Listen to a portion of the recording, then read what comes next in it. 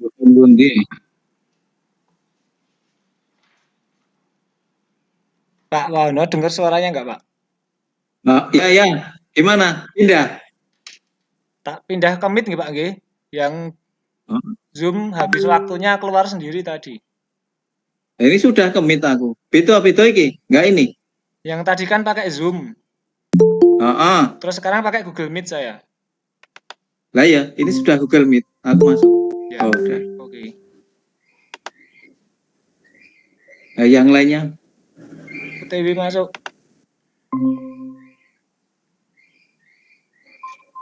Mbak dulu nih gitu. Kita pakai sih ya. Speaker aja.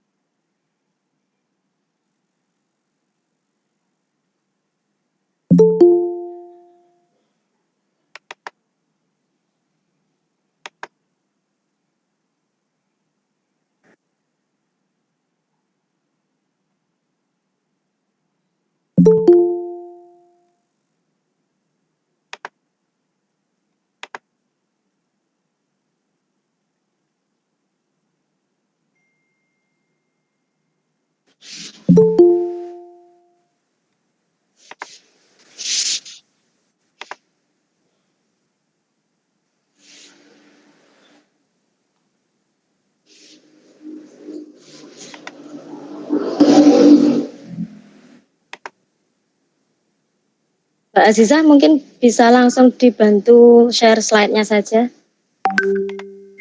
Ini Bu, siap bentar nggih. Oh, nggih. Atau saya masih belum bisa masuk soalnya.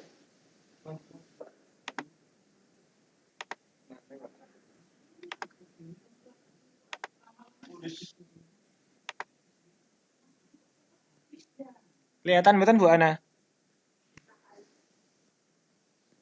Nggih, kelihatan saya ini pakai punya saya juga, nggak apa-apa, Mas. Share slide itu mungkin, nggih. Maksudnya slideshow. Ya, Mbak. Ayo. Baik, Bapak Ibu sekalian, terima kasih atas pendapatnya dan visinya hari ini. Benar bahwa ice breaking itu bisa menjadi sebuah awal yang baik buat kita untuk bisa mengajak anak-anak berkonsentrasi atau siap untuk belajar.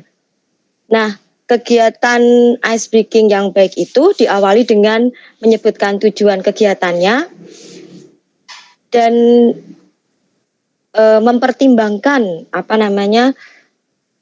ketersediaan waktu dan juga pilihan bagi peserta. Kegiatan ice breaking juga merupakan sarana untuk memetakan kognitif peserta didik kita. Dalam hal ini tadi untuk membedakan prosa dan puisi, pengetahuan tentang kalimat, menggunakan huruf kapital dan juga tanda baca yang tepat.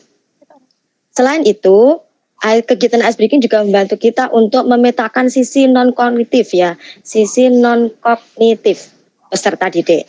Nah, baik Bu Aziza bisa langsung ke slide yang ke-6.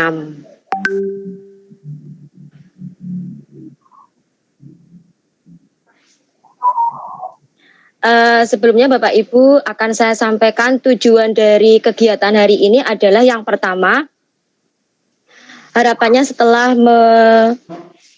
belajar bersama ini Bapak Ibu bisa secara mandiri merancang dan menciptakan kegiatan pembelajaran dan asesmen yang efektif untuk membantu peserta didik mencapai CP. Dan yang kedua, tujuan dari pembelajaran modul ini adalah untuk menerapkan prinsip pembelajaran dan asesmen, mampu merancang rencana tindak lanjut asesmen yang terdiferensiasi. Itu merupakan dua tujuan dari kegiatan pada siang hari ini. Mbak Aziza ke ini. Yang tulisannya eksplorasi konsep. Itu yang slide yang ke-6. Kalau yang Mbak Aziza itu kayaknya ke-7 deh. Ya enggak?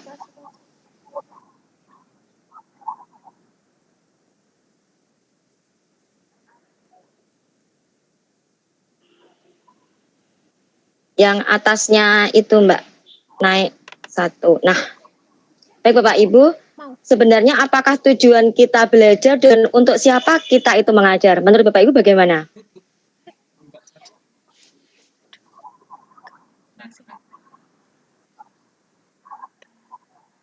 Jendela seluruh layar Anda. Ini. Share.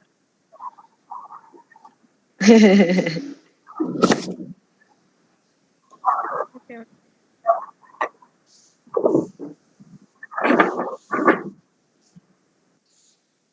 Saya nggak bisa bangun Pak pakai laptop soalnya. Ya, untuk siapa kita sebenarnya belajar Bapak Ibu sekalian? Menurut panjenengan semuanya, monggo.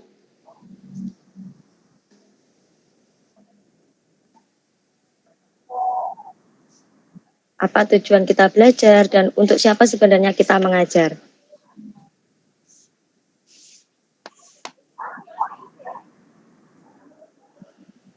Baik, karena tidak ada, ya, monggo Bu Niken. Mungkin saya coba menjawab. Tujuan kita belajar itu yang pertama bisa untuk diri kita sendiri dan bisa ditularkan kepada orang lain. Dalam hal ini bisa dengan murid kita atau teman-teman kita. Mungkin itu jawaban dari saya. Oke, terima kasih. Lalu pertanyaan yang kedua, untuk siapa saya atau kita ini mengajar Bapak Ibu sekalian? Bisa untuk murid, bisa untuk teman-teman, bisa untuk masyarakat di lingkungan kita. Oh ya, terima kasih Ibu. Baik, slide selanjutnya Mbak. Nah, Bapak Ibu, kita mengajar seperti apa yang disampaikan oleh teman kita tadi, betul kita belajar ya pertama untuk meningkatkan kompetensi kita tentunya. Yang akhirnya nanti jika kita memiliki kemampuan yang lebih bisa kita manfaatkan untuk kebaikan bagi diri sendiri maupun lingkungan. Khususnya di sini adalah peserta didik kita. Mengajar tentu saja memang untuk peserta didik kita. Nah, sebenarnya mengajar atau pembelajaran dan asesmen seperti apa sih yang diinginkan oleh kurikulum Merdeka ini? Nah, Bapak Ibu bisa kita lihat ada 4 poin ya pembelajaran dan asesmen yang diamanatkan oleh kurikulum Merdeka. Yang pertama, bahwa pembelajaran dan asesmen yang kita siapkan itu harus berpusat pada peserta didik. Yang kedua, melibatkan peserta didik sesuai dengan tingkat kemampuan atau perkembangan peserta didik, atau istilah kerennya itu teaching on the right level. Dan yang terakhir adalah terdiferensiasi. Berpusat pada peserta didik. Menurut Bapak Ibu sekalian, apa yang dimaksud dengan berpusat pada peserta didik? Ada pendapat? Monggo. Apa yang dimaksud dengan pembelajaran yang berpusat pada peserta didik? Pak Adi. Halo. Halo, Mam. Ya, menurut pemahaman Pak Adi bagaimana? Yang dimaksud dengan pembelajaran yang berpusat pada peserta didik itu seperti apa? Ya, semua itu berpusat ke peserta didik beda. Kalau dulu itu kan yang cenderung aktif gurunya. Nah, peserta didiknya misal mencari kayak nah gitu. Bisa mencari informasi baru itu sekarang bukan gurunya yang ngasih tahu, tapi yang mencari dulu, tapi kalau kurang benar baru gurunya. Jadi siswa itu aktif gitu. Melibatkan siswa terus gitu, Bu. Ya bukan terus ya. tapi mayoritas gitu. Ini Pak, Jadi siswanya yang aktif, gurunya duduk-duduk. Kepada murid. Ini. Nggih, terima kasih Pak Adi. Iya, Oke. Bapak Ibu berpusat pada peserta didik memang betul ya. Yang dikatakan berpusat pada peserta didik artinya pembelajaran yang kita siapkan itu sesuai dengan apa yang dibutuhkan oleh peserta didik kita. Kalau kita sudah menyiapkan pembelajaran sesuai dengan kebutuhan anak didik kita, maka pasti kegiatan yang kita rencanakan akan melibatkan peserta didik. Nah, ketika melibatkan peserta didik, maka kita harus kemudian mempertimbangkan kemampuan atau perkembangan peserta didik. Pasti dari sekian peserta didik yang kita hadapi memiliki kemampuan dan perkembangan yang berbeda. Itulah kenapa pembelajaran yang kita siapkan dan asesmennya harus terdiferensiasi. Seperti itu Pak Ibu. Selanjutnya Mbak, slide selanjutnya. Nah, ada 4 syarat pembelajaran Bapak Ibu dan asesmen yang diamanahkan oleh kurikulum Merdeka, di mana seorang pendidik perlu untuk yang pertama mempunyai kemauan untuk mengenal, menerima dan mencintai peserta didik apa adanya. Saya yakin Bapak Ibu sekalian mengalami hal ini, apalagi sekolah kita sekolah yang istimewa di mana ada sekian persentase dari jumlah siswa kita adalah siswa yang inklusi. Otomatis sesuatu yang kita pandang mungkin merupakan kekurangan itu bisa menjadi sebuah kelebihan. Itu kenapa kita diharapkan sebagai guru bisa mencintai peserta didik kita apa adanya. Yang kedua, sama yaitu bersedia berpusat pada peserta didik. Di sini yang dikatakan bersedia itu berarti gurunya, gurunya bersedia berpusat pada peserta didik. Artinya mengutamakan kebutuhan dari peserta didik. Yang ketiga, syarat pembelajaran dan asesmen adalah bersedia untuk terus belajar. Dan saat ini saya pribadi dan Bapak Ibu sekalian sedang melakukannya. Lalu yang keempat, bersedia berkolaborasi dengan peserta didik dan orang tua. Kegiatan kolaborasi ini sangat penting karena yang menjadi karakter anak secara keseluruhan yang lebih tahu adalah orang tuanya. Sedangkan kita sebagai guru di sekolah mungkin hanya mengetahui sisi luarnya atau permukaannya saja. Lanjut Mbak ke slide berikutnya. Lalu sebenarnya pembelajaran yang seperti apa yang diharapkan oleh kurikulum Merdeka? Nah Bapak Ibu bisa melihat di slide yang tersedia bahwa ya tentunya pembelajaran yang diharapkan adalah pembelajaran yang efektif, lalu menyenangkan, kemudian bermakna, bermakna berarti memberikan pengalaman pembelajaran yang mempunyai makna bagi anak, bisa diterapkan dalam kehidupan mereka atau applicable istilahnya mungkin seperti itu. Lalu harus interaktif dan juga inspiratif, bisa memberikan sebuah pandangan atau inspirasi buat anak untuk melakukan kegiatan di luar sekolah. Lalu pembelajaran itu harus juga memotivasi, yaitu memotivasi akan partisipasi seluruh peserta didik. Jadi tidak hanya yang kemudian bisa ikuti di dalam kegiatan pembelajaran. Selanjutnya, pembelajaran yang diharapkan bisa memberikan ruang bagi peserta didik untuk berkreasi. Dan yang terakhir, tentu saja karena anak didik kita itu berbeda-beda, maka diharapkan pembelajaran yang kita rancang itu ada pembelajaran terdiferensiasi. Lagi-lagi kalimat terdiferensiasi kita dengar ya Bapak Ibu sekalian. Nah, oleh karena itu supaya kita bisa mempersiapkan pembelajaran dan asesmen yang tepat sesuai dengan amanah kurikulum Merdeka, maka kita perlu mengetahui prinsip dari pembelajaran dan asesmen. Ke slide berikutnya, Mbak. Apa saja yang menjadi prinsip pembelajaran? Bapak Ibu, ada 5 prinsip pembelajaran. Prinsip yang pertama yaitu sesuai dengan tahapan perkembangan. Yang kedua inspiratif. Yang ketiga mengembangkan kompetensi dan karakter. Lalu yang keempat relevan dan yang kelima adalah berorientasi pada masa depan.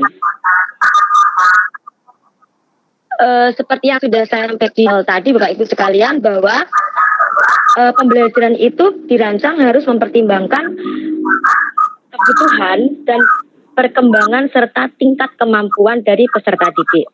Karena kan tadi sudah sepakat ya, kita harus bisa menerima bahwa sebagai pendidik kita wajib bersedia untuk berpusat kepada peserta didik. Lalu prinsip pembelajaran selanjutnya adalah inspiratif. Yang dimaksud dengan inspiratif di sini adalah bisa menyenangkan atau bermakna sehingga menumbuhkan rasa cinta anak-anak terhadap belajar. Kita masih ingat dulu untuk pelajaran tertentu, khususnya saya sendiri mungkin ya, pas pada waktu pelajaran matematika, karena mungkin gurunya menakutkan gitu ya, jadi saya takut dengan matematika misalnya seperti itu, atau bahasa Inggris mungkin karena gurunya mungkin gitu tanda kutip gitu ya, kemudian membuat anak-anak menjadi takut dengan pelajaran bahasa Inggris.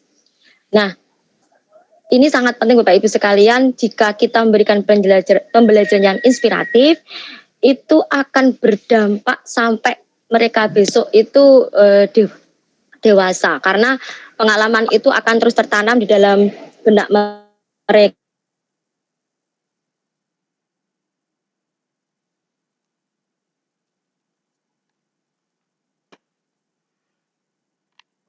Pedot mam.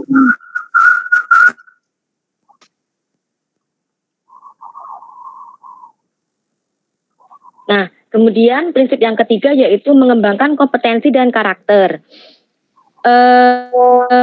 Mengapa disebut demikian? Karena proses pembelajaran itu mendukung perkembangan.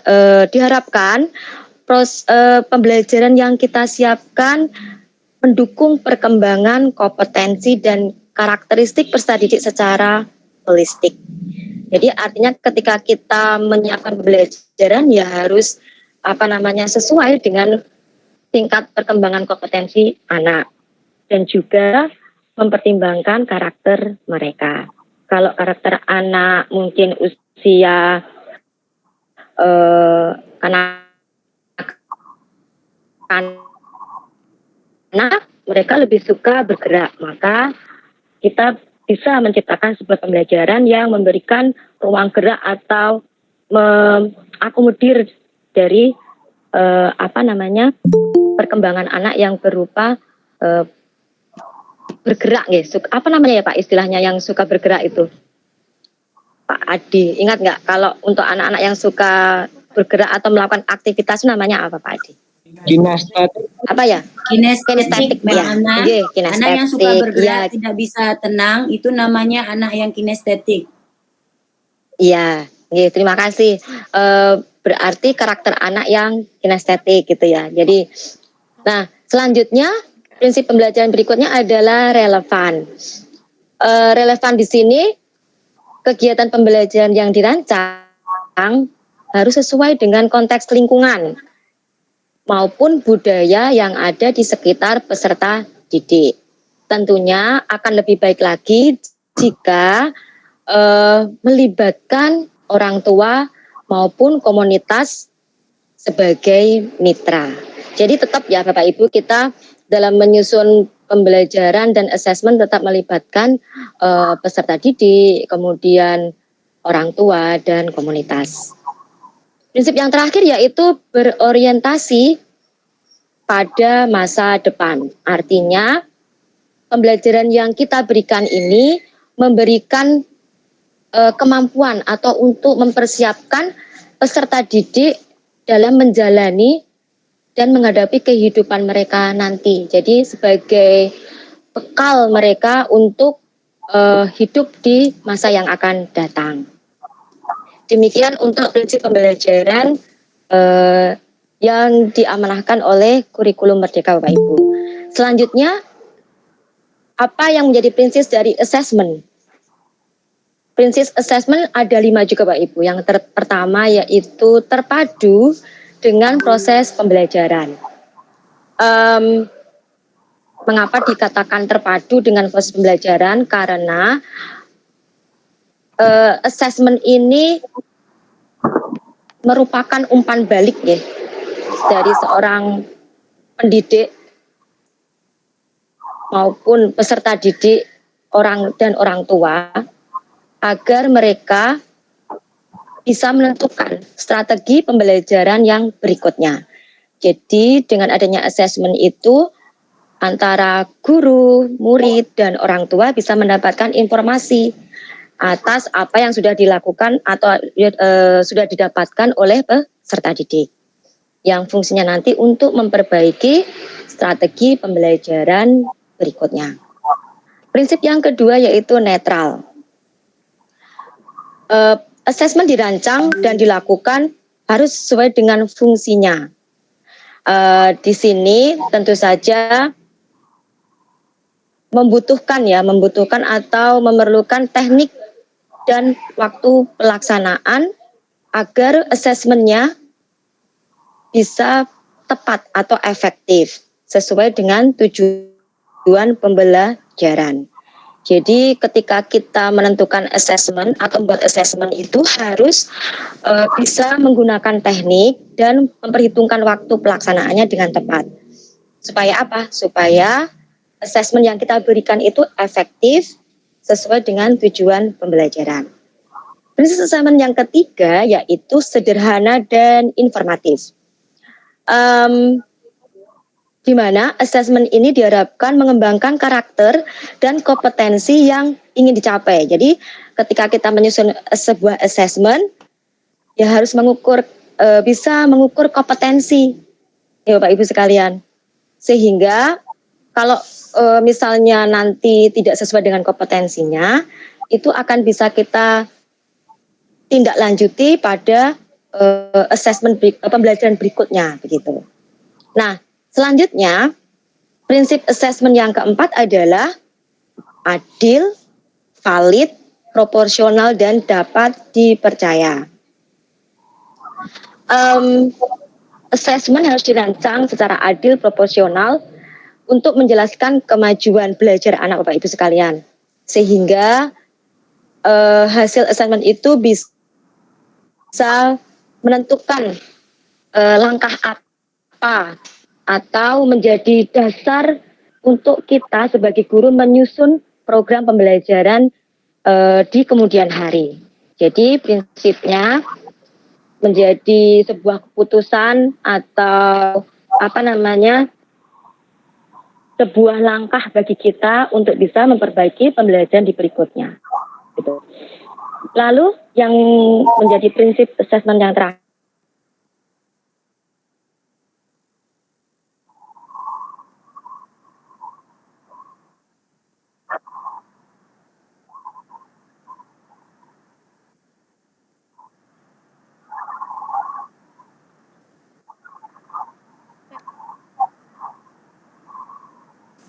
Kok putus-putus?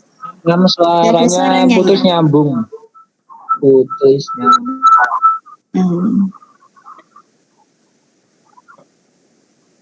Diulang Bu Ana.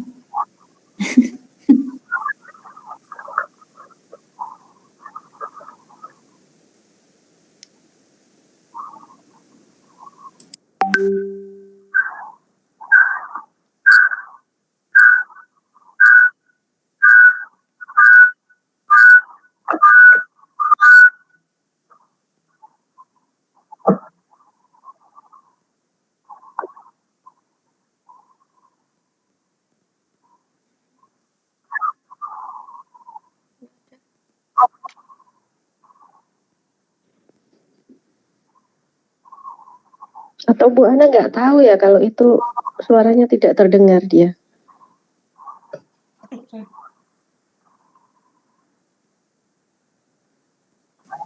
Ana Fatia malah keluar. Iya, Ana keluar. Oh, Coba suruh masuk. nggak dengar terus keluar, mutung. Sepertinya sinyalnya itu Bu. Ya. Seperti saya tadi pertama ya keluar masuk lagi. Ya, Kayaknya sinyalnya Ya, itu mungkin sinyal ya. kurang ini.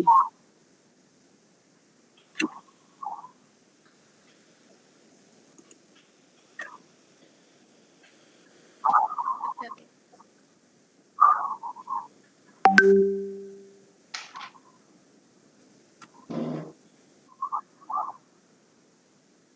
Iya, Sinyalnya hilang nggih?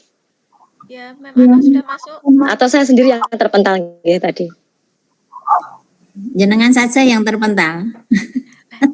Enggak ya, Pak. Heeh. Nggak ada Halo, suaranya Bapak tadi. Ibu bisa mendengar suara dengan jelas? Nggih. Ya, sekarang sudah. Kita lanjutkan nggih. Ya, bisa.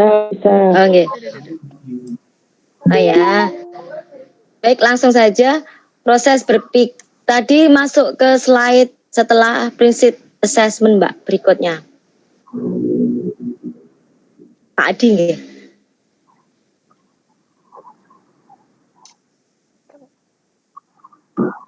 Nggak masuk. Slide berikutnya Pak Adi, saged?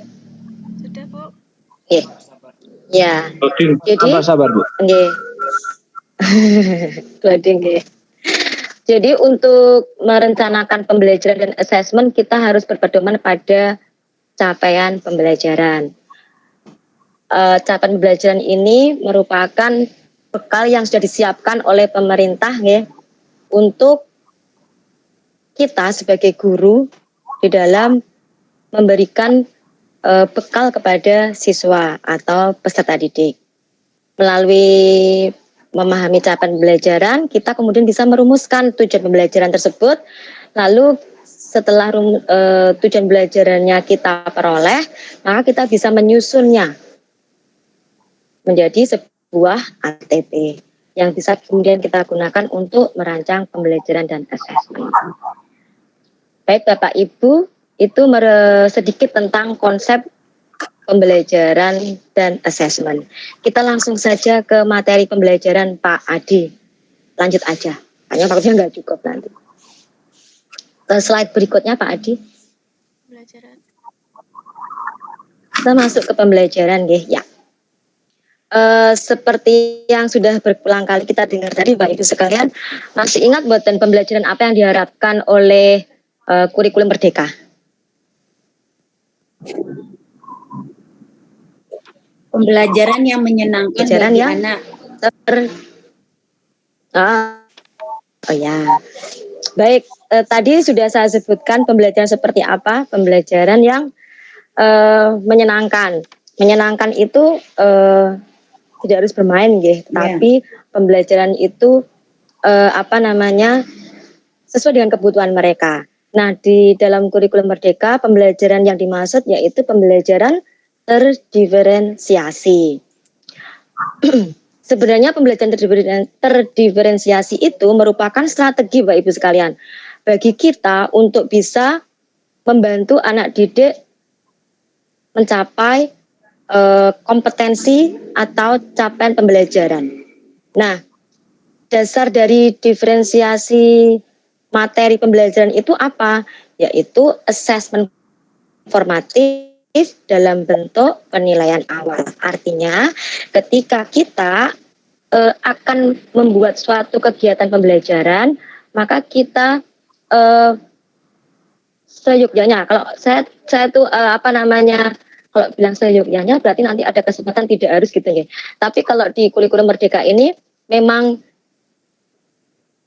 yang harus dilakukan pertama kali adalah melakukan asesmen formatif untuk mengetahui tingkat kemampuan anak dan kesiapan mereka dalam belajar.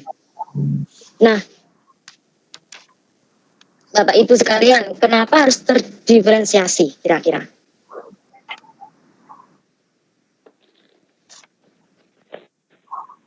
Enggak, kira-kira kenapa harus terdiferensiasi?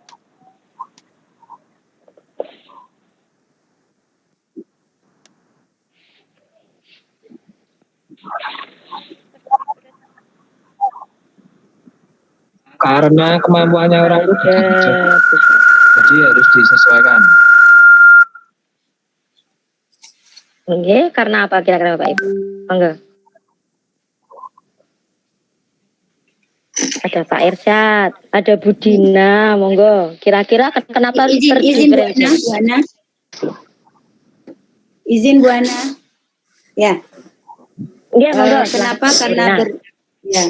kenapa berdiferensiasi? Karena kita harus mengetahui bagaimana di dalam kelas itu misalnya 35 anak atau 34 anak itu dengan beraneka ragam sifat, karakter, dan gaya belajar mereka itu dengan berbagai macam bentuk, misalnya dengan gaya belajar visual, auditori, atau kinestetik. Nah, dengan kita mengetahui gaya belajar anak tersebut, ada yang visual, auditori, dan kinestetik, makanya kita harus mengasesmen terlebih dahulu anak-anak tersebut. Nah, ketika kita sudah mengetahui sifat dan karakter cara belajar mereka masing-masing, makanya kita bisa memberikan kepada anak pembelajaran sesuai dengan karakter mereka. Jadi dengan cara seperti itu, anak-anak akan menyenangkan dan guru yang ada itu pun tidak menjadi momok untuk mereka. Nah, misalnya bagi anak yang suka berjalan, yaitu yang tidak anteng, itu anak yang kinestetik. Nah, tipsnya bagaimana yang anak yang tidak anteng itu kita memberikan pelajaran dengan cara permainan game, atau dengan tebak lagu, atau dengan tebak kata, seperti itu Mem Ana. Jadi anak-anak keluar dari kelas, mereka akan semangat lagi besok mau masuk ke kelas tersebut. Begitu, seperti itu Mem Ana. Terima kasih. Iya, terima kasih. Sama-sama Bu Rina. Betul, Bapak Ibu bisa melihat ya ilustrasi yang ada di slide atau layar, bahwa betul apa yang sudah disampaikan oleh Bu Rina tadi ya. Ibaratnya ketika kita menghadapi pasien begitu ya, pasti mereka memiliki penyakit yang berbeda-beda gitu ya. Tidak mungkin dengan penyakit yang berbeda-beda itu kita memberikan obat yang sama. Nah, sama kemampuan anak berbeda-beda, maka tidak mungkin bagi kita untuk memberikan materi pembelajaran dengan cara yang sama. Lanjut ke slide berikutnya. Langsung saja ke ini Bu Pak Adi, ke yang ke-18 lagi.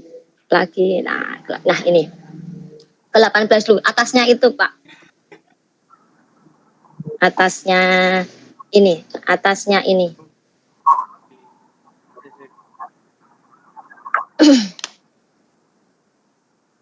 bawa lagi yang bawahnya lagi, satu lagi.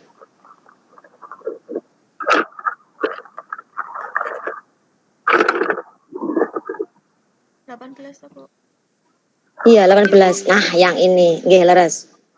Nah, Bapak Ibu, ketika kita menyiapkan sebuah pembelajaran, pernahkah Bapak Ibu menanyakan keempat pertanyaan ini pada diri Bapak Ibu sendiri? Bisa dibantu yang pertama membacakan pertanyaan yang pertama, Bu Andar. Kelihatan mboten nggih Bu Andar itu pertanyaan yang pertama. Kecil banget itu Mem. Iya ya. Nah, sudah itu di slideshow sama Pak Adi. Belum kelihatan lagi? Ya, sudah. Nggih. Apakah peserta didik saya semua? Nggih. Yang pertama apa itu? Apakah peserta didik saya selalu mengetahui tujuan aktif akhir mereka dan bagaimana cara menuju ke sana? Ya, terus yang kedua pertanyaannya apa Bu? Apakah saya selalu itu? Ya, apakah saya selalu mencari tahu dan memperkembangkan kemampuan peserta didik saya? Apakah saya membekali mereka dengan strategi perjalanan? Lalu yang ketiga, apakah saya selalu mengikuti pergerakan perjalanan peserta didik saya untuk mencapai tujuan tersebut. Dan yang terakhir pertanyaannya, bagaimana saya membantu peserta didik saya bisa mencapai tujuan dengan selamat dan punya pengalaman belajar yang berkesan. Paling tidak Bapak Ibu, pertanyaan ini akan membantu kita untuk mempersiapkan pembelajaran yang sesuai dengan amanah di kurikulum Merdeka. Bapak Ibu jangan khawatir, kurikulum Merdeka juga memberikan kita sebuah ruang gerak di mana kita diberikan strategi untuk bisa mewujudkan kegiatan pembelajaran yang terdiferensiasi, yaitu ada 3 Bapak Ibu. Bisa lanjut ke slide berikutnya Pak Adi. Ada 3 strategi yang bisa kita gunakan untuk mempersiapkan atau merancang pembelajaran kita. Yang pertama, terdiferensiasi produk, proses, dan konten. Saya yakin ini sudah sangat familiar Bapak Ibu sekalian. Bisa salah satu kita gunakan, bisa juga kadang kalau yang guru yang memang sangat ini ingin atau lihai dalam membuat sebuah kegiatan pembelajaran, bisa ketiga-tiganya ini dimasukkan ya di dalam rancangan pembelajaran. Bapak Ibu sekalian, strategi diferensiasi produk ini memberikan kesempatan kita untuk membuat anak didik menghasilkan sebuah produk atau karya, di mana karyanya bisa berupa poster, infografis. Jadi anak-anak diberikan keleluasaan atau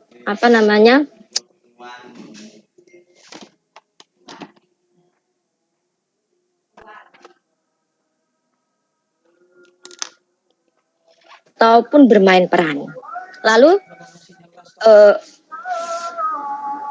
untuk proses, peserta didik untuk proses strategi diferensiasi yang melalui proses, di mana seorang guru itu memberikan kesempatan peserta didiknya untuk mendapatkan bantuan di dalam memahami suatu konsep dengan cara belajar yang paling mudah dipahami atau diikutinya. Contohnya misalnya di satu kelas mayoritas peserta didiknya kinestetik tadi ya, Bu Rina tadi sudah, maka seorang guru bisa memperbanyak kegiatan yang berupa praktek.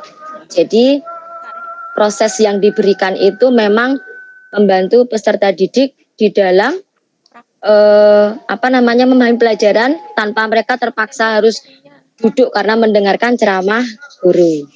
Lalu yang terakhir yaitu konten. Konten di sini peserta didik mempelajari materi yang sama, namun perbedaannya terletak pada tingkat kesulitannya.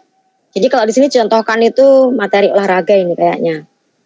Jadi ketika seorang anak belum mampu menendang bola, maka dia akan berlatih menendang dengan tepat terlebih dahulu itu. Sedangkan anak yang sudah mampu menendang bola, maka dia akan berlatih menendang dengan variasi jarak tertentu. Bisa menendangnya sejauh 1 meter atau 3 meter atau 5. Kalau yang tadi belum mampu ya sudah, kalau sudah bisa menendang aja dulu sudah tidak apa-apa. Itu merupakan strategi diferensiasi konten. Begitu Bapak Ibu untuk materi terkait dengan pembelajaran. Yang terakhir yaitu assessment.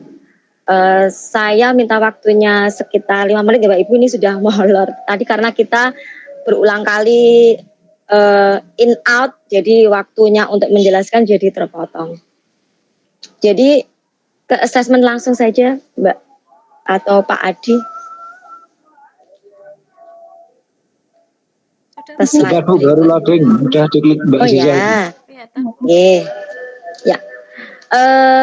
Assessment yaitu merupakan upaya kita untuk menggali informasi mengenai kondisi, hambatan dari dan kebutuhan peserta didik Bapak Ibu sekalian. Dengan cara apa?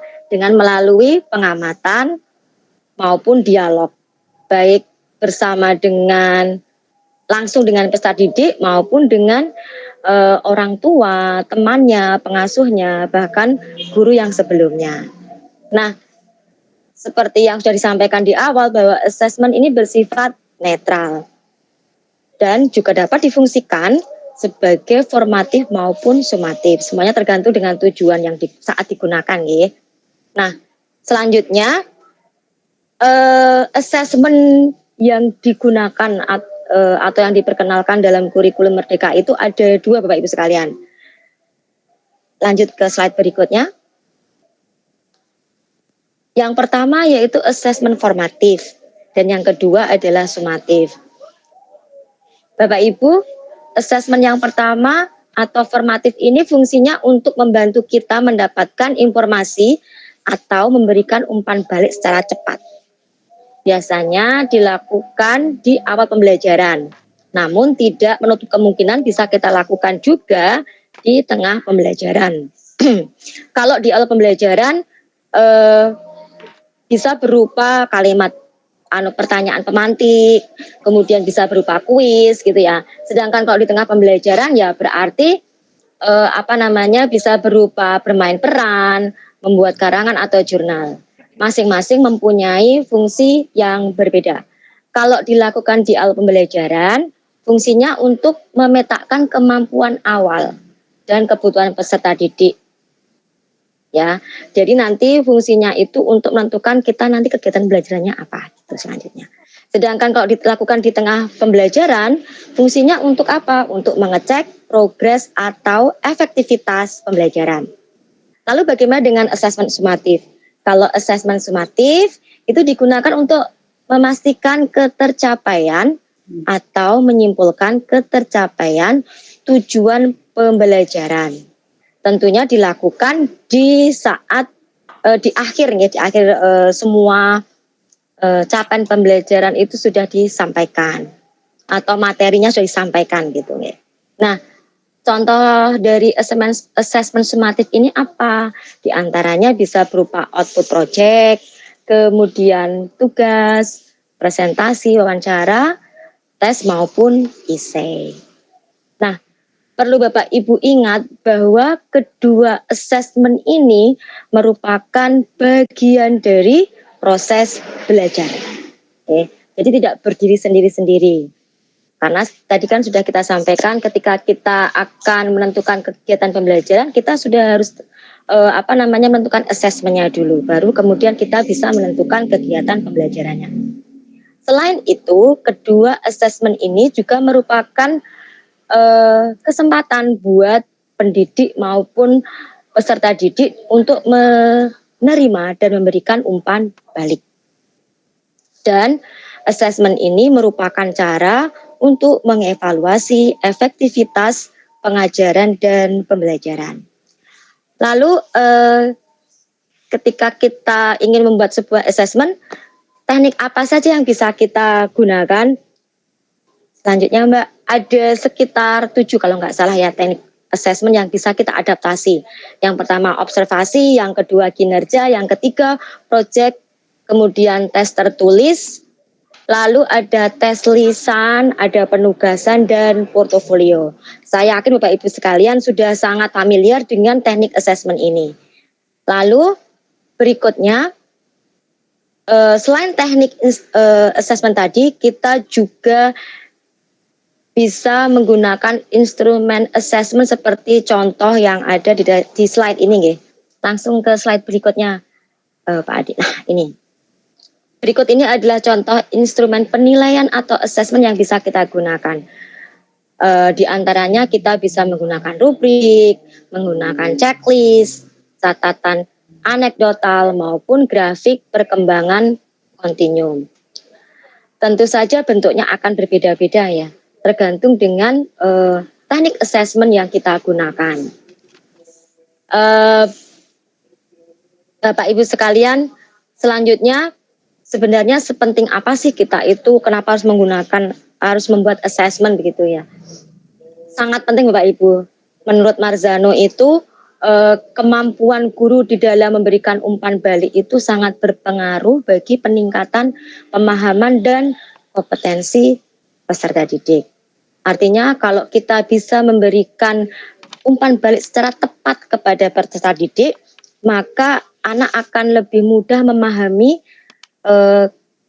kesalahan atau sesuatu yang belum bisa mereka pahami, yang kemudian akhirnya dia akan bisa tertuntun untuk mendapatkan cara di dalam memahami sebuah pembelajaran. Selain itu, umpan balik dari sebuah assessment ini diharapkan harus informatif, nggih. Kenapa? Karena umpan balik ini tuh kan menjelaskan kemajuan siswa, sehingga kalau tidak informatif, nanti kita akan kesulitan di dalam meningkatkan kemampuan atau pemahaman mengenai tujuan pembelajaran. Selain itu, umpan balik yang kita berikan itu harus bersifat netral, yaitu memberikan posisi yang nyata dari seorang peserta didik, sebenarnya kemampuannya itu ada di mana gitu. Apakah sudah sesuai dengan KKTP atau belum? Gitu. Dan yang terakhir, assessment harusnya secara alami dilakukan dalam bentuk formatif dan harus sering dilakukan. Seperti itu Bapak Ibu sekalian. Umpan balik atau feedback yang kita berikan itu Bapak Ibu sekalian, layaknya kalau kita itu dalam menyiapkan sebuah pertandingan begitu ya, maka sebagai pendidik kita harus juga bersikap seperti pelatih gitu nih, menyiapkan pengetahuannya, keterampilannya, membangun sikap yang diperlukan ketika nanti mereka bertanding dan sebagainya gitu nih. Tentu saja didasarkan pada kemampuan awal masing-masing dari peserta didik. Nah, selanjutnya Bapak Ibu sekalian, ketika kita ingin memberikan umpan balik, kita bisa menggunakan tangga umpan balik untuk sebagai acuan, nggih. Lanjut ke slide berikutnya, Pak.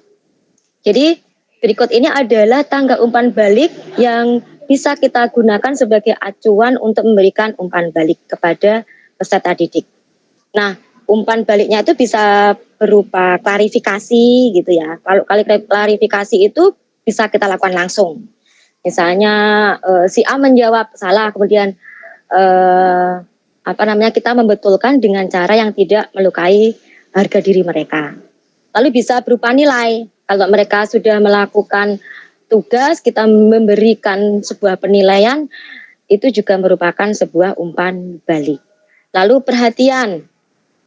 Perhatian ini bisa berupa komentar yang kita bubuhkan atau kita tuangkan ketika kita memberikan penilaian Bapak Ibu. Jadi di catatan mereka, di buku mereka kita memberikan komentar. Lalu saran, ya saran ini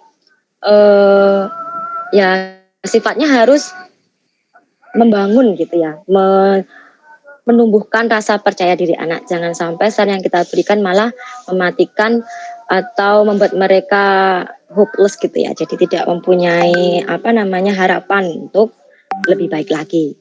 Dan yang terakhir berupa apresiasi. Ini yang murah meriah. Bisa mengatakan sip, bagus, wah kamu hebat gitu. Itu merupakan apresiasi.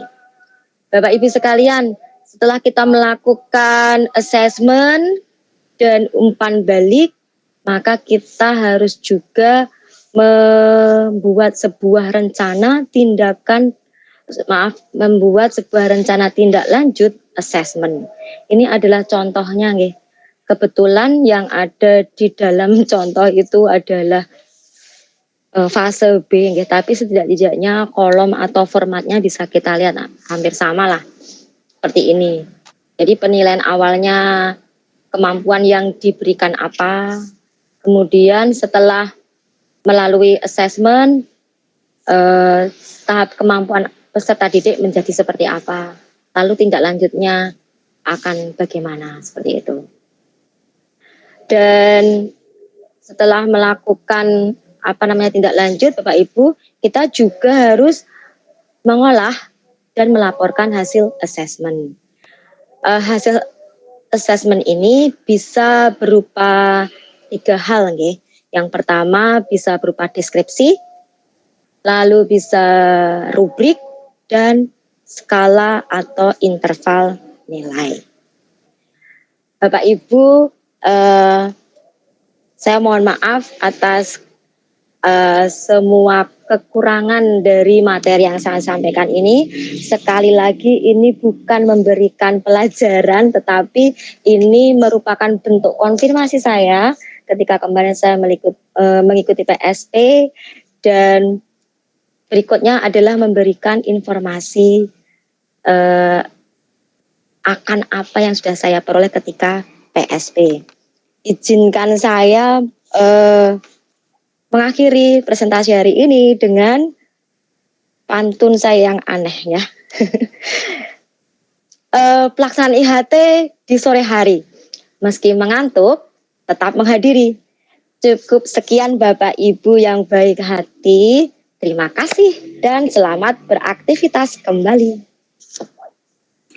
Assalamualaikum warahmatullahi wabarakatuh. Waalaikumsalam. Terima kasih Bu Ana. Sama-sama. Terima Maaf kasih, Bapak Bu Ibu. Ana. Sampai Nggak ada tanya jawab Bu Ana. nggak usah tanya Kurang jawab. 10 menit. Apakah Gimana, Mbak? tanya jawab, Bu? Nggak ada tanya Oh, nggak ada tanya jawab. Oke. Ada tanya jawab. Kalau saya bisa menjawab, akan saya jawab langsung. Kalau tidak, nanti pasti ada Bapak Ibu guru yang di sekitar kita ini bisa membantu saya. Monggo kalau mau bertanya. Waktunya untuk Google Meet ini tinggal 10 menit ya, Bu. Monggo yang mau bertanya. Oh, nggih. Berarti mungkin 2 orang nggih, Ya, Bapak 2 Ibu, orang, monggo. silakan. Saya dulu Mbak. Saya dulu Mbak. Oh, Mbak Rina. Oh, Mbak Rina. Bu Rina. Silakan, dipersilakan.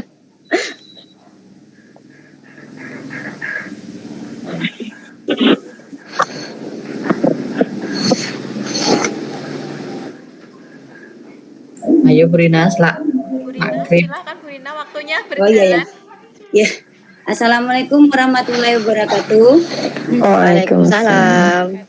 Terima kasih Mem Anas telah memberikan izin saya untuk menyampaikan pertanyaan di sini, dan moderator. Sangat menarik sekali materi pada siang hari ini tentang asesmen. Nah, dari materi yang dipaparkan oleh Mem Ana tadi, ada asesmen yang diberikan kepada anak, yaitu asesmen menggunakan sumatif dan formatif. Nah, kalau yang sumatif itu hasilnya diakhiri di pembelajaran, bisa digunakan untuk memberikan peringkat atau nilai, yang mana contoh asesmennya itu berupa tes di ujian tengah semester, akhir semester, atau ujian sekolah.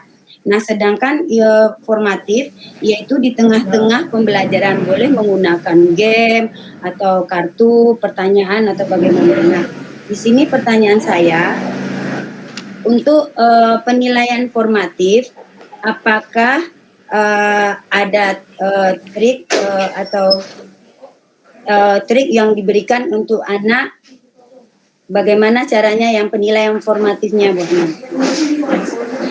Teknik-tekniknya, Bu. Oke, baik. Saya langsung jawab, nggih. Ini sepemahaman saya. Nanti mungkin ada Bapak Ibu lain yang lebih tahu, tapi menurut pemahaman saya bahwa kita memberikan asesmen formatif itu kan bisa di awal pembelajaran. Kalau di awal pembelajaran tadi sudah saya sampaikan, Bu Rina, tujuannya yaitu untuk memetakan kemampuan awal dan kebutuhan belajar peserta didik. Jadi kegiatannya, Bu Rina, bisa berupa misalnya kalimat tanya pemantik. Yang kedua bisa juga berupa kuis. Kenapa? Karena ini sangat mempengaruhi ketika kita nanti memberikan kegiatan pembelajaran. Nah, setahu saya, ketika kita memberikan asesmen formatif di awal pembelajaran, itu akan menentukan kegiatan pembelajaran terdiferensiasi kita. Mau terdiferensiasi secara konten, proses, ataupun produk gitu nggih. Semuanya sifatnya lebih ringan gitu nggih, atau hanya untuk mengetahui kemampuan awal anak gitu. Sedangkan kalau formatif yang dilakukan di tengah pembelajaran, berarti itu sudah merupakan kegiatan pembelajarannya. Kalau misalnya nggih, ini saya contohkan misalnya kalau saya waktu asesmen formatif dilakukan di awal pembelajaran, mungkin saya bisa memberikan, karena pelajaran bahasa Inggris misalnya, saya bisa menampilkan 10 gambar, kemudian dari 10 gambar itu saya juga memberikan 10 kata, di mana anak-anak dalam waktu tertentu mereka diminta untuk menjodohkan antara gambar dan kata, seperti itu misalnya ini. Nah, dari situlah kemudian karena saya ingin mendapatkan informasi cepat tentang kemampuan awal anak, maka saya bisa menggunakan misalnya G-form gitu ataupun quizzes untuk bisa saya gunakan sebagai sarana dalam memberikan assessment formatif. Nah, dari situ akan dengan cepat kita mendapatkan informasi, oh ternyata sekian persen anak saya memahami materi yang akan saya sampaikan atau mempunyai modal yang cukup untuk mengikuti pembelajaran yang akan saya lakukan. Atau oh yang sekian persen anak belum mengetahui atau belum menguasai materi ini, berarti nanti kegiatan pembelajaran saya harus seperti apa. Seperti itu Bu Rina. Jadi tekniknya beragam dan itu memang menuntut kita untuk kreatif supaya tidak membosankan dan tidak menegangkan. Itu menurut saya nih. Sedangkan ketika di tengah pembelajaran ya bermacam-macam. Tadi sudah disebutkan misalnya ada bermain peran, kemudian membuat tidaknya bermain peran sih nggih. Misalnya kalau di bahasa itu bisa jadi saling, ada nggak sih Bu Ruby itu puisi bersambung gitu apa sih namanya itu ya, pantun bersambung atau apa gitu nggih, itu ada ya di unmute Bu Suaranya. Berbalas pantun. Iya kayak gitu. Nah itu bisa menjadi salah satu alternatif untuk mengetahui, karena kalau berbalas pantun kan otomatis anak-anak sudah mempunyai kecakapan yang cukup ya, makanya kegiatan itu akan lebih tepat jika dilakukan di tengah pembelajaran. Itu Bu Rina. Bu, bisa ada lagi yang lainnya yang enggak Bu Ana, boleh nggak sebelum kita memulai pembelajaran itu kita mengasesmen anak, tidak gurunya yang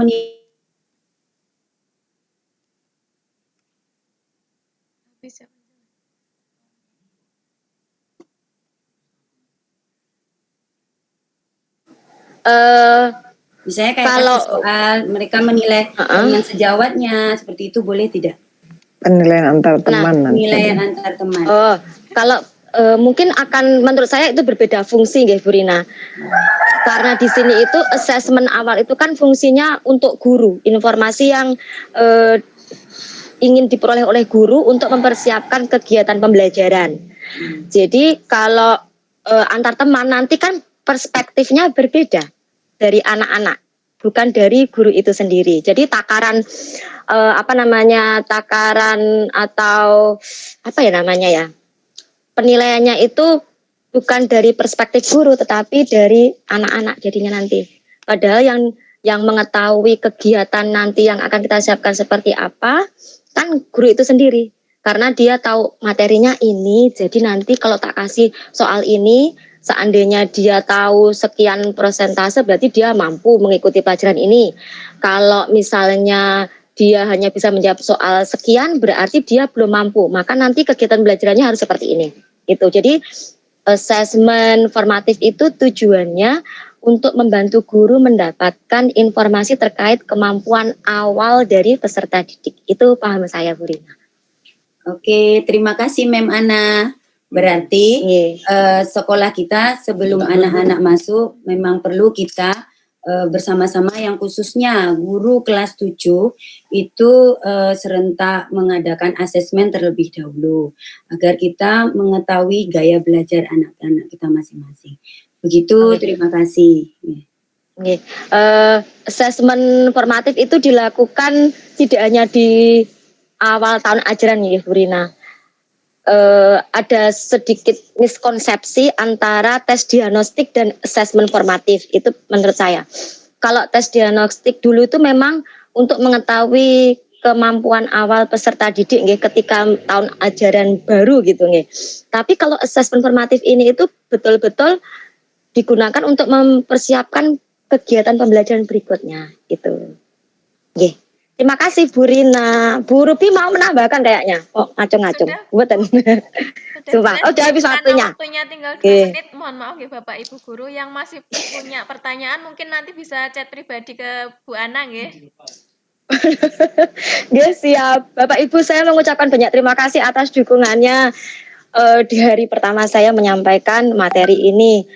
Saya menerima saran dan kritik agar saya suatu saat bisa mempresentasikan materi dengan lebih baik.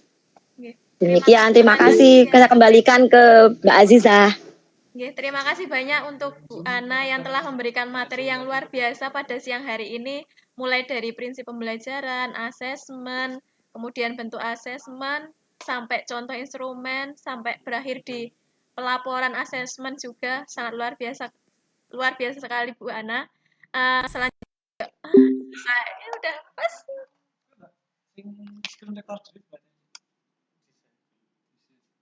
Ini terus yang mana? Stop aja. Tenang ya Pak.